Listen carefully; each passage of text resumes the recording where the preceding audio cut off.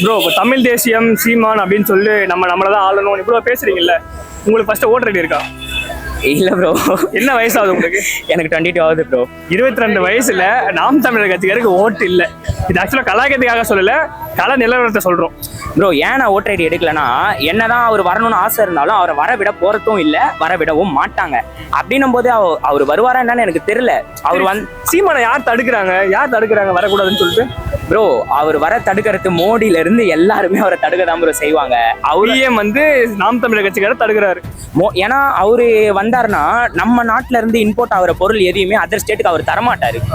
நீங்க எனக்கு ஒரு பெனிஃபிட் பண்ணி கொடுத்தா மட்டும்தான் என் நாட்டுல இருக்க பொருள் உங்களுக்கு வரும். ஆனா நம்ம இப்ப இருக்க சீமெண்ட்ஸ்லாம் அப்படி இல்லை. என் மலையை வெட்டிக்கோ, எல்லாத்தையும் எடுத்துக்கோன்னு எல்லாத்தையும் கொடுத்துட்றாங்க. அவர் அப்படி பண்ண மாட்டாரு. உன்னால எனக்கு ஒன்று இருக்குன்னா என்னோட ரெஸ்பெக்டை நான் உனக்கு என்கிட்ட இருக்கிறத நான் உனக்கு கொடுக்குறேன் அப்படின்னு சொல்ற ஒரு தலைவர். அதனாலதான் அவரை வர விட மாட்டாங்க. அவர் வந்தாருன்னா இந்த தமிழ்நாடுன்றத ஒரு தனி கண்ட்ரி மாதிரி மாத்திருவாரு. இந்தியாவுக்கு எனக்கு சம்மந்தமே இல்லைன்ற மாதிரி பிரிச்சிருவாரு. அதனால பெரிய லெவல்ல அவரை வர விட மாட்டாங்க ப்ரோ. அதனால எனக்கு இந்த இந்தியா மேலேயும் நம்பிக்கை இல்லை, இந்த தமிழ்நாடு மேலேயும் நம்பிக்கை இல்லை, இந்த எலெக்ஷன் மேலேயும் நம்பிக்கை இல்லை. அதனால ஓட்டர் ஐடி எடுக்கல. சீமான் மேல நம்பிக்கை இருக்கா, ஆனால் அவர் வர மாட்டாரு. அதனால பாஸ்போர்ட் எடுத்து நாட்டை விட்டு போயிடுவோம் ப்ரோ. முடிஞ்சது.